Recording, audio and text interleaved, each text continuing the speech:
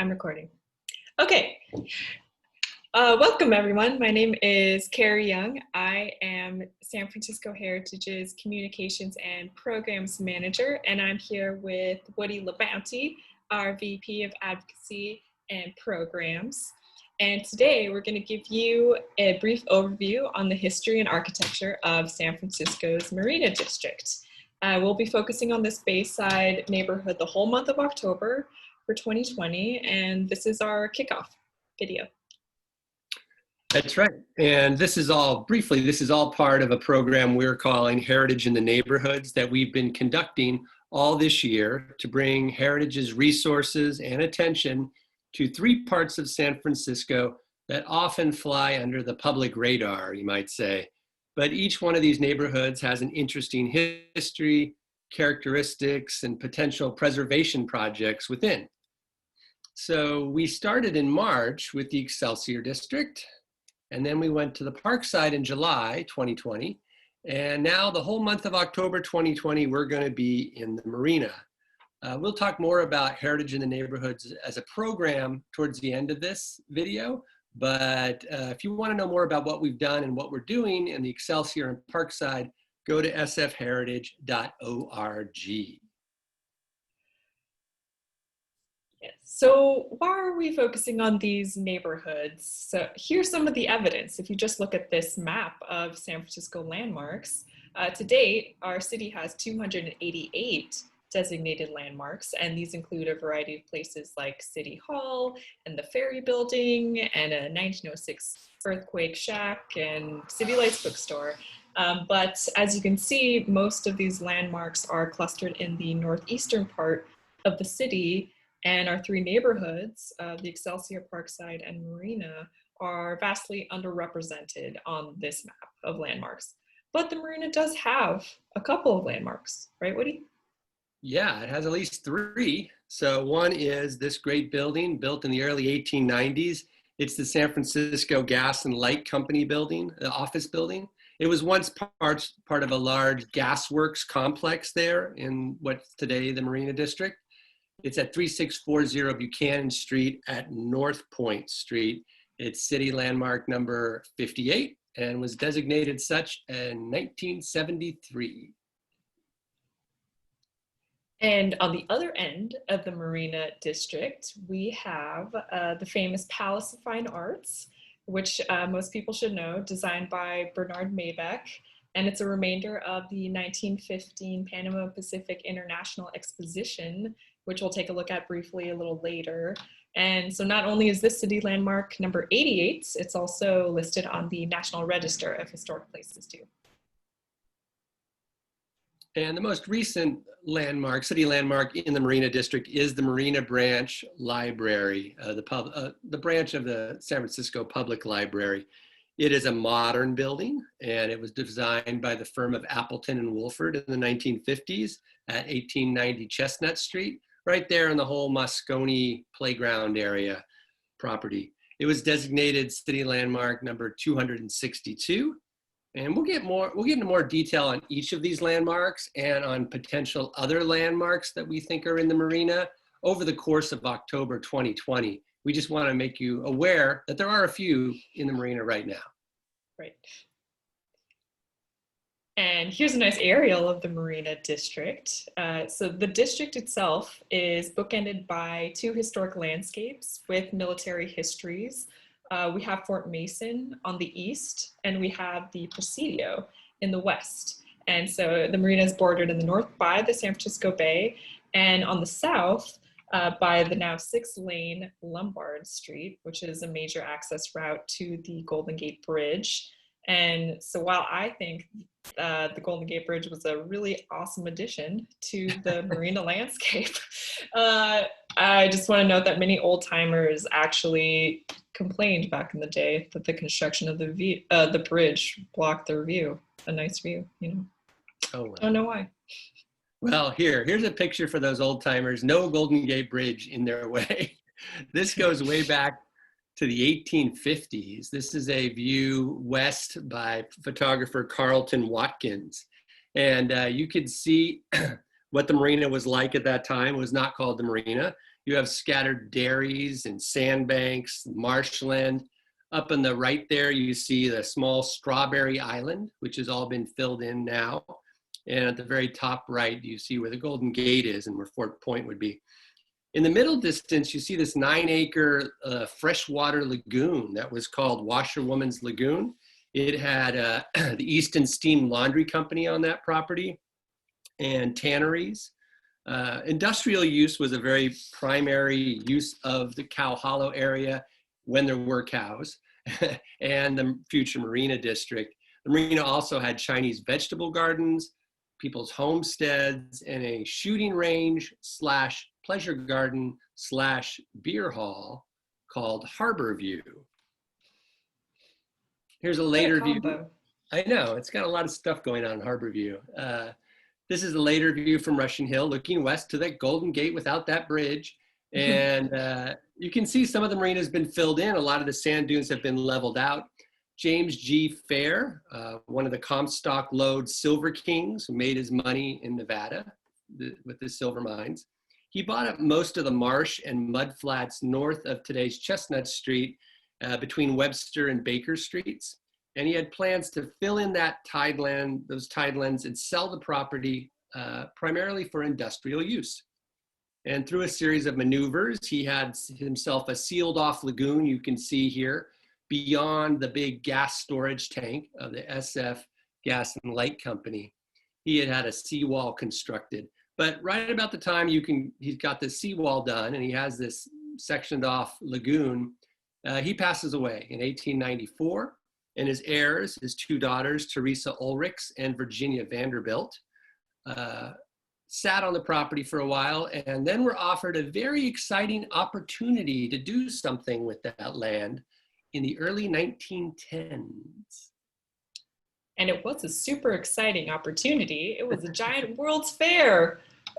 And so the marina was the site of the Panama Pacific International Exposition, or the PPIE, which was our World's Fair, celebrating the completion of the Panama Canal and also our city's recovery from the devastating 1906 earthquake and fire. And this is a nice look at the fair's Joy Zone, which was its carnival-like entertainment area. Right, and you can many areas. See the big gas storage tank still there on the right, which was the biggest one of its type west of Chicago, apparently. It's about where the Marina Safeway is today. Mm-hmm.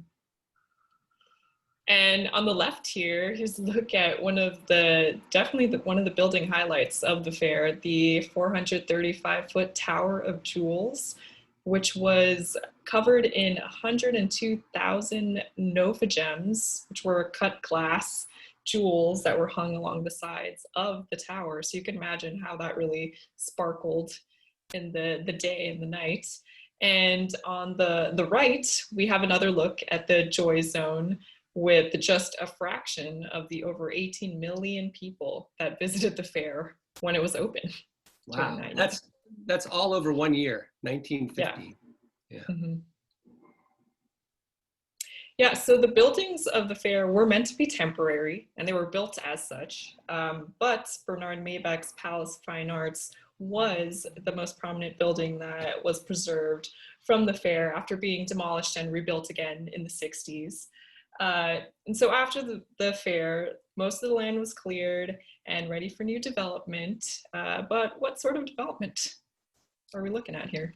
Yeah, the 2 sisters, Teresa Ulrichs and Virginia Vanderbilt, got their land back, but what did they want to put in that land? Well, here was one idea, which is pretty cool, this teardrop street plan you could see that has a big, broad boulevard that leads from the Palace of Fine Arts east to Scott and Divisadero streets, where a fair remnant was still there into the 1920s called the Column of Progress. It was a large shaft with an archer at the top.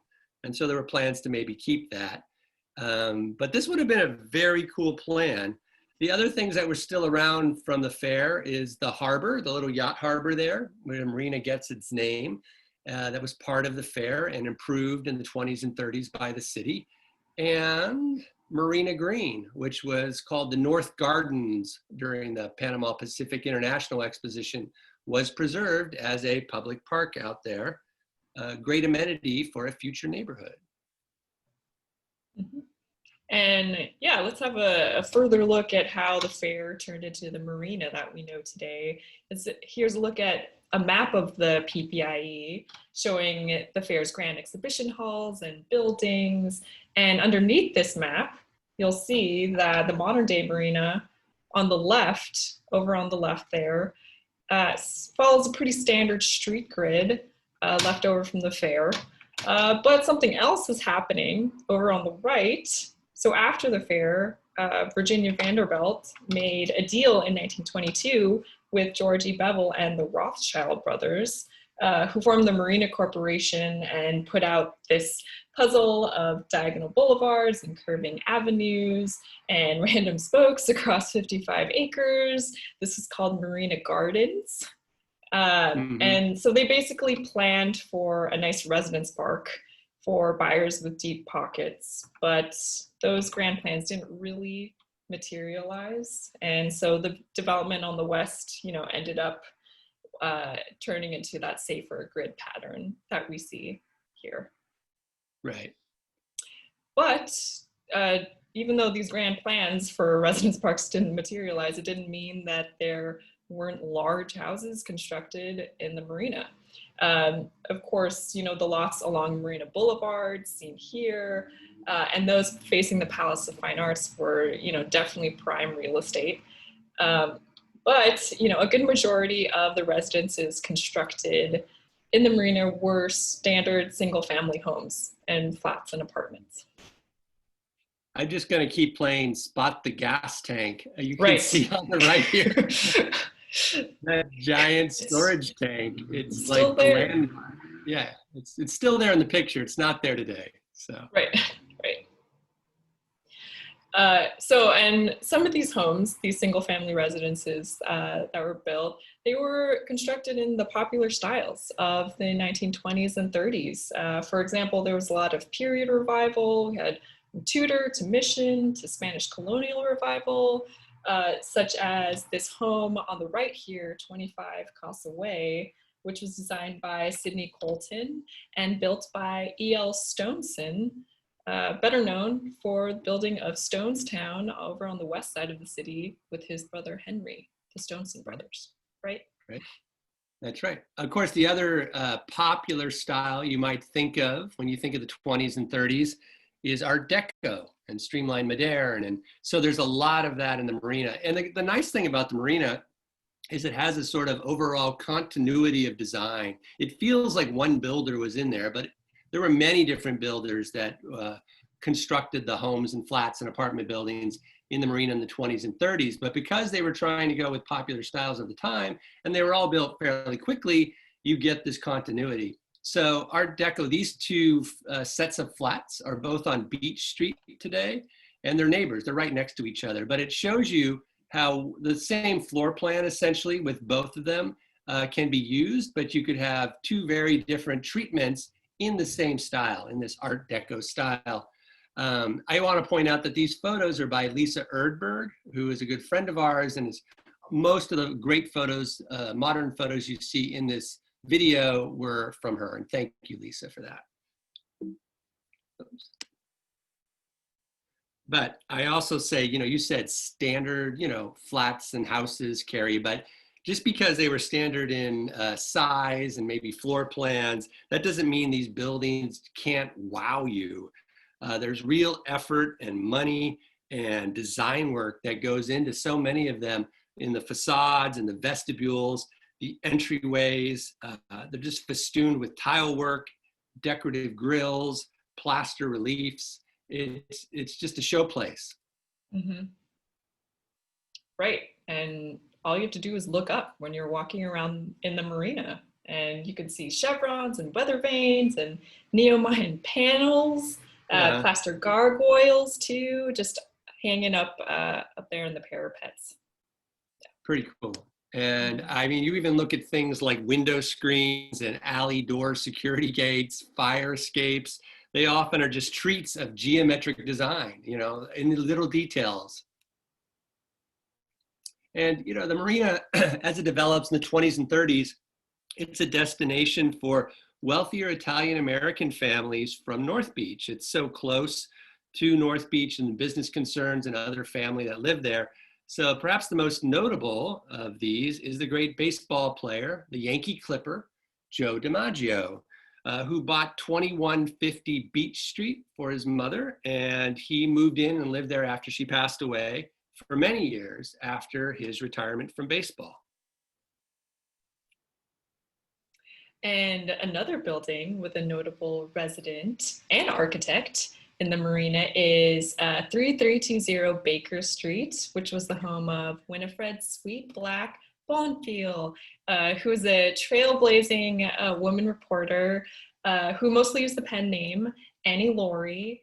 She worked for a number of Hearst-run papers and was known not only for her reporting and lively writing, but also for her ingenuity and tenacity to get stories, such as the time she dressed up as a boy to report on the Galveston flood, or when she staged fainting spells to report on the faults of the San Francisco emergency services.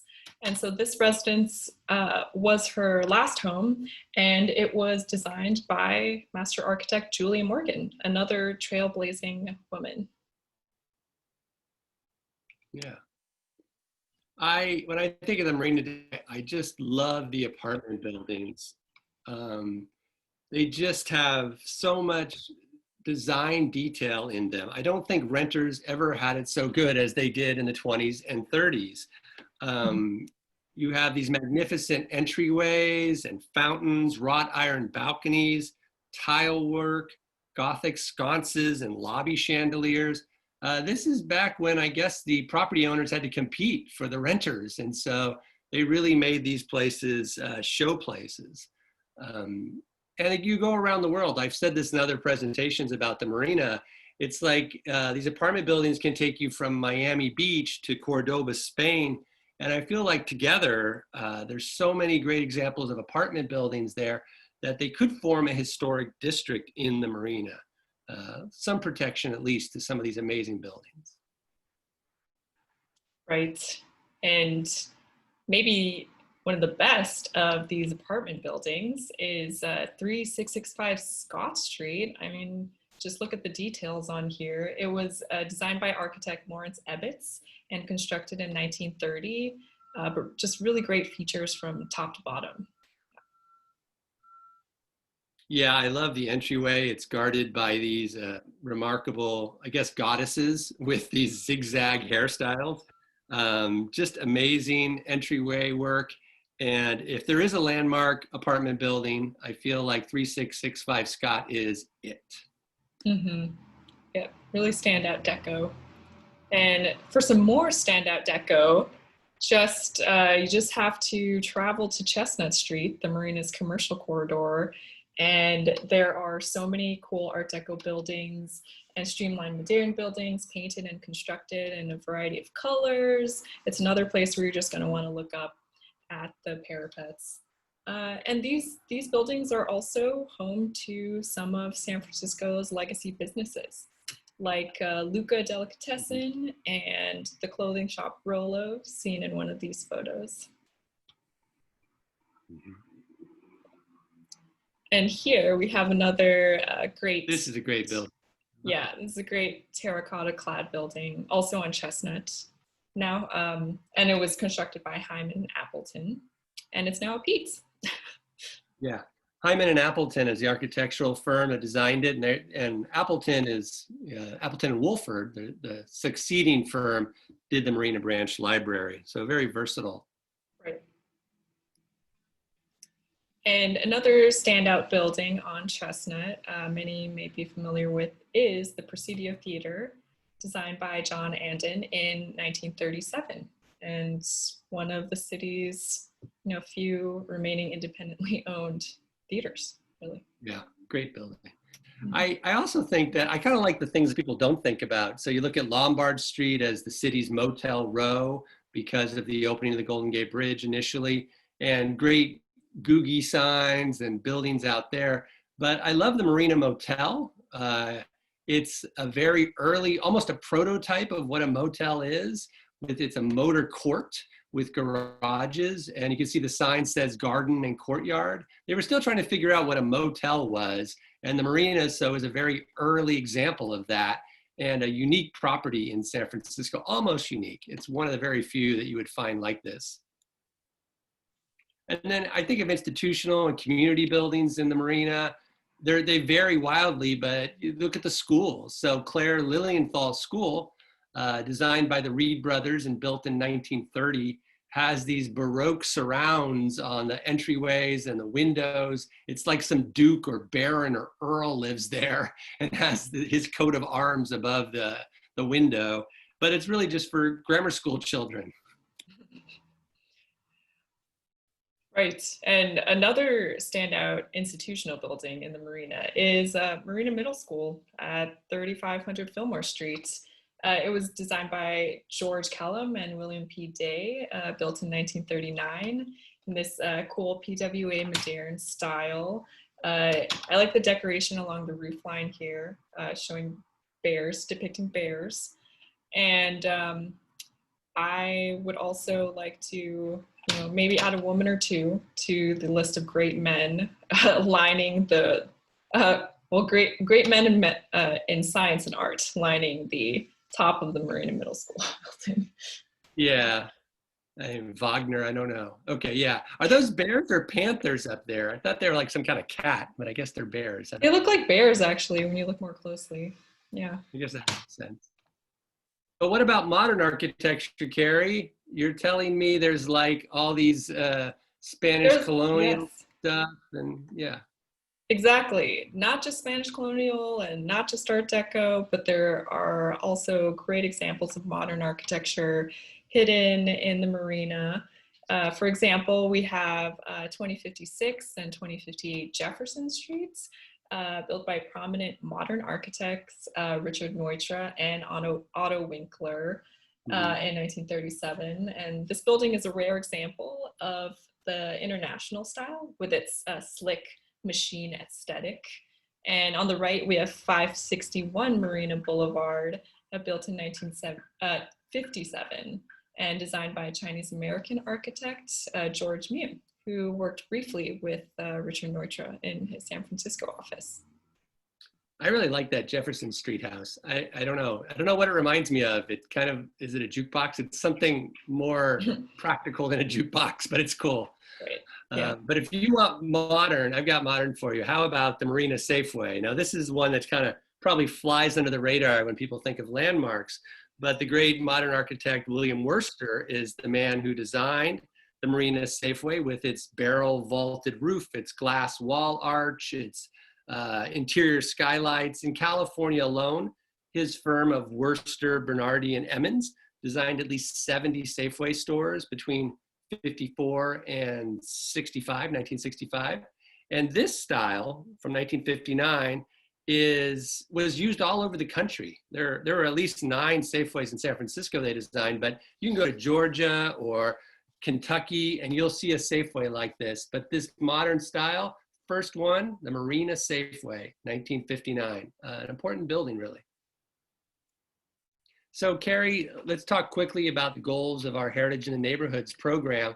We have 3 essential ones, which is, let's see, to bring a citywide focus and our resources to these unsung neighborhoods. We want people to know that these neighborhoods have interesting history and characteristics and are worthy of preservation, or at least some parts of them are.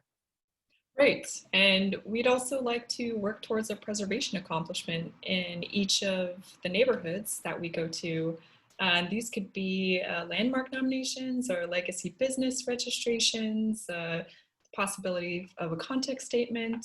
But the point is that we understand that each neighborhood will have its different needs. So it's, it will depend on the neighborhood.